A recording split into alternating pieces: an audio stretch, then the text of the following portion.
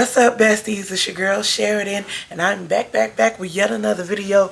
Y'all, did y'all get into this week's episode of The Real Housewives of Atlanta? Let's start out by saying, excuse my voice, I'm very hoarse, but that doesn't stop me from saying that Marlo is a complete maniac. Meet me after the jump, and let's talk about it.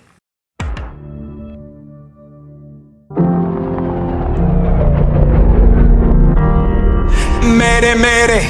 Yeah. Alright, so when y'all see me looking down, I'm looking at my notes. Y'all know what it is. But anyway, I just want to start out this episode by saying Sheree's tagline bothers me because it's a lie. She did not break the internet, honey. She ain't break nothing. What had happened was your stuff wasn't ready on time. And I'm guessing it's because you didn't pay the actual designer. That's why we got she by she in, because you ain't paid the designer who brought us the clothes that was actually on the runway, and those are the clothes that we needed. So hopefully you can mend that relationship with that designer so I can buy some she by Sheree that was on that runway, because I like that stuff. Amen. Anyway, so we start the episode with Kenya and Monyetta, and they are practicing her Magic City halftime show. Now, let me just pause. When she was saying it was a Magic City halftime show, I was initially confused because I know that Magic City, I ain't never been to no strip club, but I know that Magic City is a strip club, like the one Jocelyn left in Atlanta. But she was saying it going to Birmingham, so it's the Magic City halftime show where a couple of HBCUs are playing, football. So I was like, oh, okay, y'all might want to change the name of that because I thought show y'all was talking about Magic City, okay? But anyway, so Monyetta is a choreographer. We found out that she has danced for a number of people, most notably would be Prince, okay? So that's great. Although Monyetta is the choreographer, I low-key think Kenya wants to do it. I think she just wanted to give her friend more airtime because Kenya got the takeover spirit. I ain't gonna hold y'all. But it's probably because my girl is a producer, director, actress, all the things. So she got the takeover spirit. It is what it is. So anyway, as they're practicing, Roy, who is Kenya's new guy, who is besties with Monyetta, FaceTimes Monyetta, and he's flirting with Kenya, and she lets us know that he is good in bed. Oh, okay. Thanks. I don't know why we need to know that. Anyway, she goes on to tell us, Mark won't sign the paperwork for the divorce, and she wanted to wait until the divorce was final to start dating again, but it's been years. He won't sign, so she done waiting, and I will wait because it's giving adultery if you don't. But I also understand that they've been divorcing for like 3 years now. They've been divorcing longer than they were happily together, which is crazy. So anyway, she lets us know that the halftime show portion of the event, or the Birmingham weekend, is a surprise for the lady. Kenya always trying to surprise somebody. So anyway, Sanya is working her poor brother-in-law assistant to the ground. I mean, running that baby ragged. So we learned that she is an NBC sports analyst, if I can talk. And I said, oh, so she is like the sports version of Dr. Wendy. I see what you're doing, Bravo. I see what you're doing.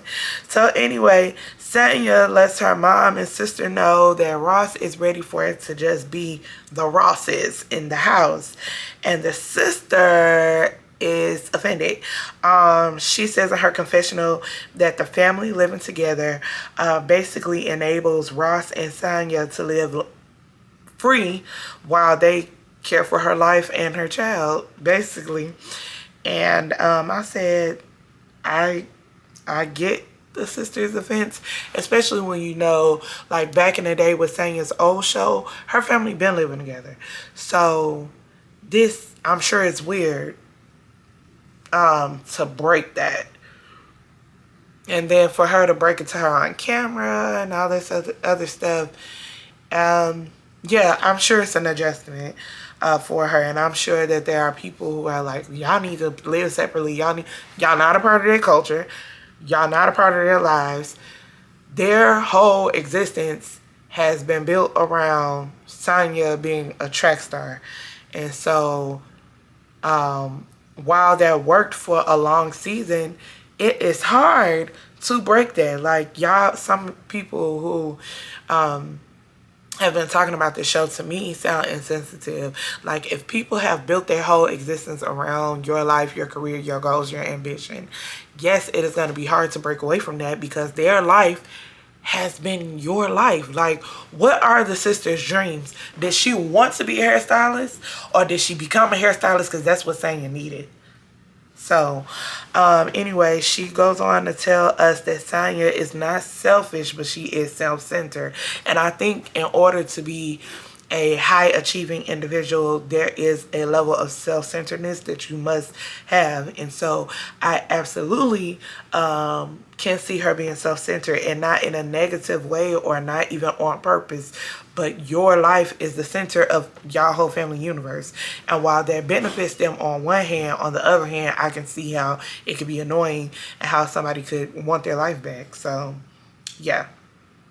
We see that Marlo and her nephews, and I immediately rolled my eyes, not because of the nephews, but because of Marlo. I'm sick of her playing the victim, and that's all she does.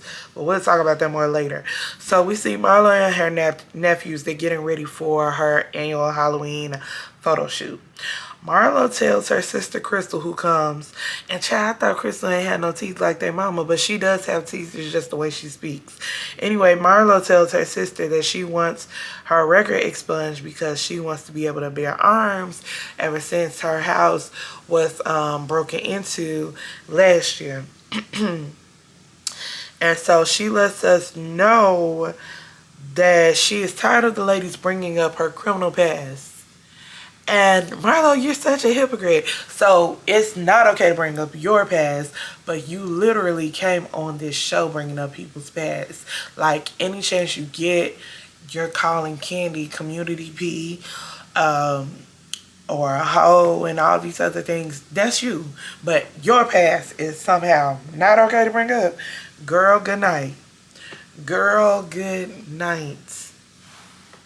Anyway, so Marlo says that Candy says she's worldwide, yet she never got her charges expunged. And she's saying this because Courtney, the new girl, is trying to hook her up with some people to get her stuff expunged. And I'm just like, is Candy an attorney? First of all, Candy must be one of God's children, because the way everybody around her blames their issues on her.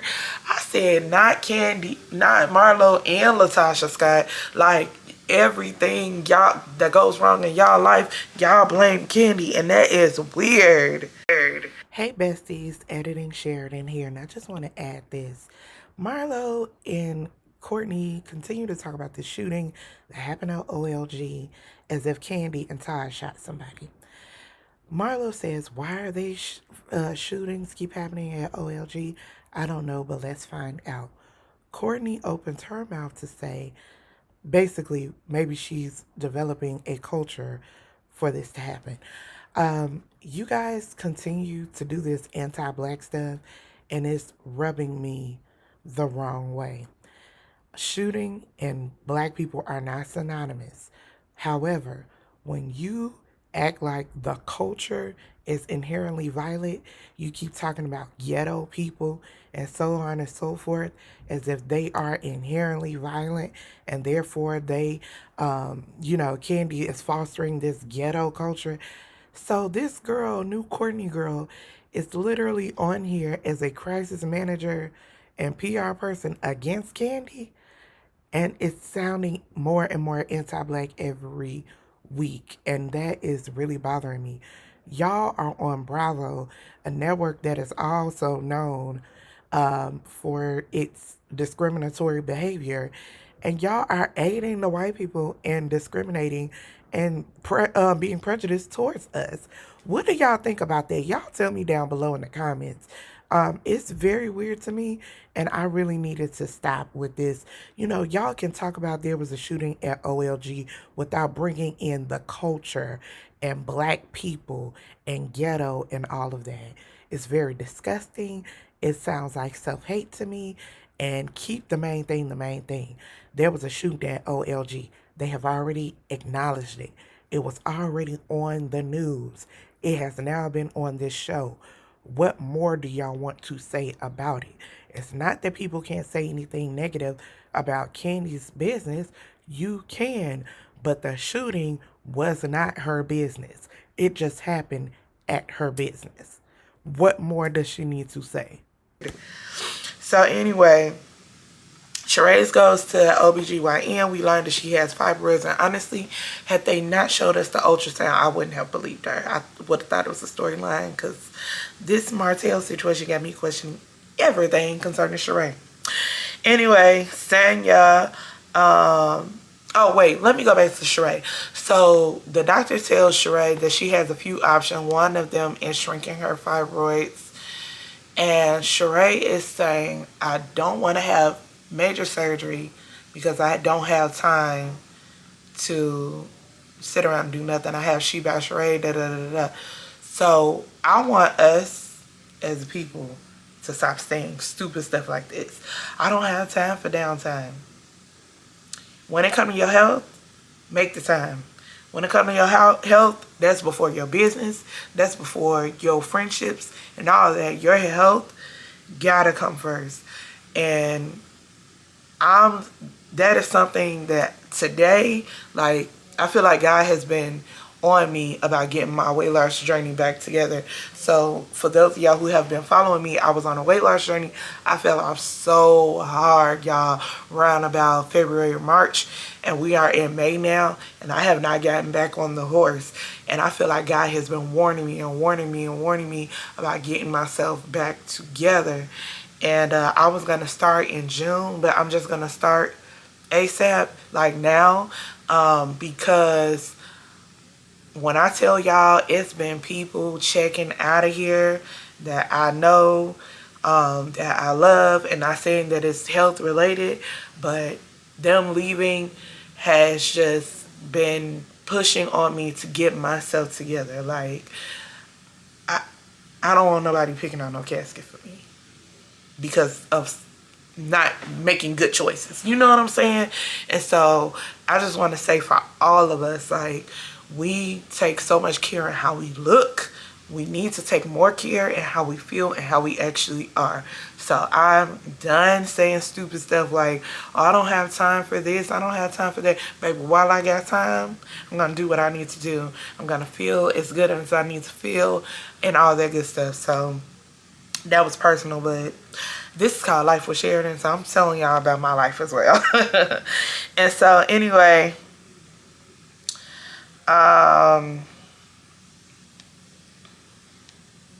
sorry y'all. Okay, sorry. So anyway, Sanya has a family photo shoot, and her sister didn't make it because she's sick. Sanya don't believe her, and I don't either. She ain't come because she's tired of Sanya, and she's more so tired of her life. Like, she put her life on hold or on the back burner to work for Sanya, and now Sanya's kind of like, and not in a bad way. I'm telling y'all, I don't mean this in a bad way.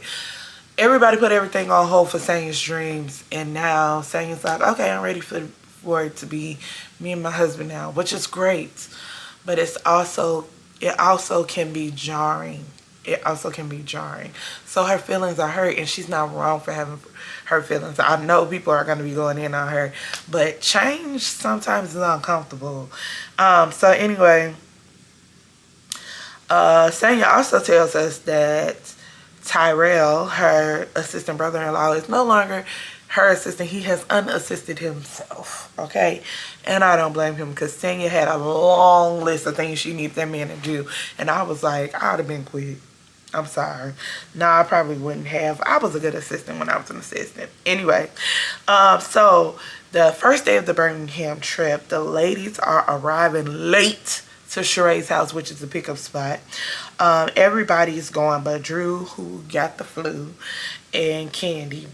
As they are driving they say that one of Future's baby mama, Sanya brings this up, that one of Future's baby mama said it was all good when I was eating your booty. And I was like, she said that out loud?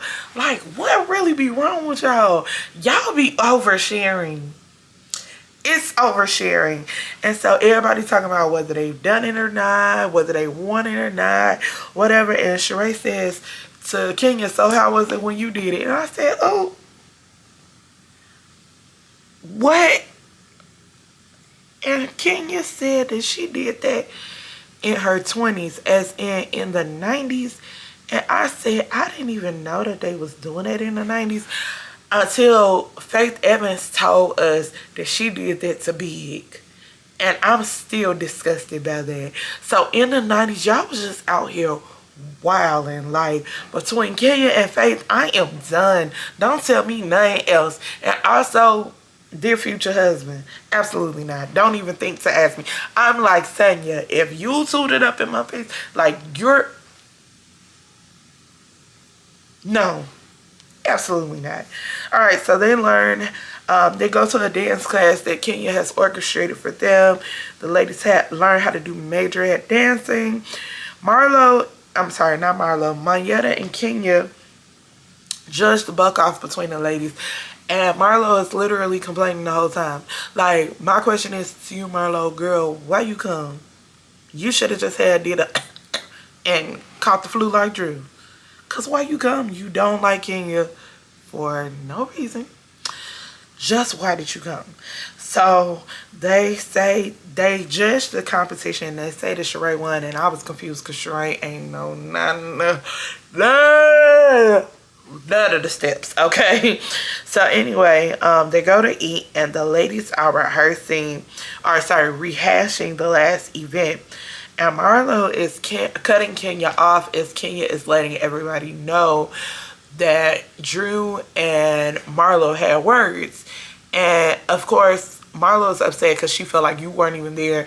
And probably also because of the sensitivity of the topic. But she said that she was not standing over Drew. Production shows Marlo sitting down.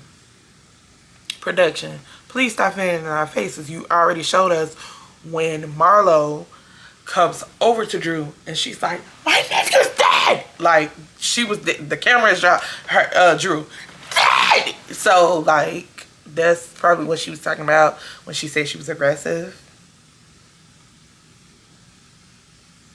Okay, so anyway, yeah, I thought that was weird.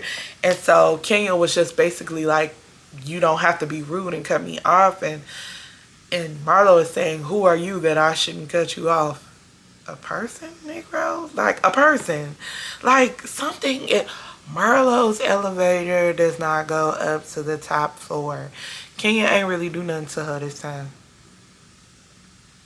And Kenya even said, like, I'm being nice to you. I'm not even being rude or mean to you. And Marlo's like, well, don't start being rude. She wasn't. She wasn't. Like, I'm sick of Marlo and her beak. I'm sick of it. Marlo's simply intolerable. So the ladies get to the hotel and they are not pleased with their Hilton Suite accommodations. I saw the little card. That's a Hilton Hotel. I'm not mad. And so the ladies have until 7 to be dressed and downstairs. And of course, these women are late. Only Sheree and maybe was it Courtney? I don't know. I think I'm trying my retinas not to see Courtney. I ain't gonna hold y'all. Anyway, so the other ladies are not down by 7:45, so they get left. Monyetta before then had on this, she looked like she was going to Magic City, this romper, and Kenya told her it was inappropriate. And it was like, you know, silver, solid gold dancer, booty shorts type of situation. The girl said, oh, I forgot I got a little black dress. So she goes to get dressed. And she come back down late, so she has to meet them there. And so Kenya's telling the ladies, you know, dress to the nines, it's a charity event, da-da-da-da-da.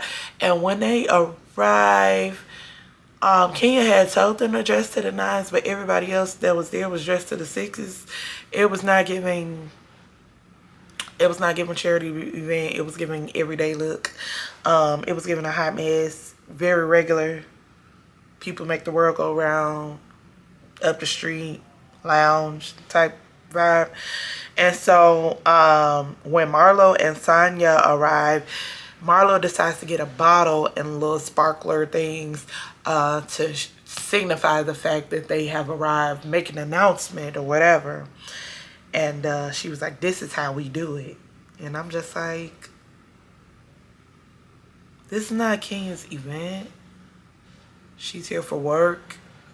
I don't know. Anyway, so the producers pull Kenya to the side, and once they go to the side, she lets them know they let her know the production is getting cut out. Escorted out, basically. They're getting kicked out because of all the sparkles. I feel like that was Mario's fault. And the lights and the cameras, they feel like people are being distracted from what the event is about and more so focused on rhoa. So Kenya relays the message to the ladies, and of course they're not happy about it. And she doesn't relay the full message to the ladies. She just kind of tells them that they need to go. Baby, they get back to the hotel. And Kenya goes to her room, and the other ladies are still together. And Marlo feels like she's just fleeing the scene because for the last few years on the vacations, Kenya goes to bed early. They decide to go to Kenya's room. And at first the ladies are knocking. They're like, oh, well, she may be asleep. And Marlo takes her big boot and kicks the door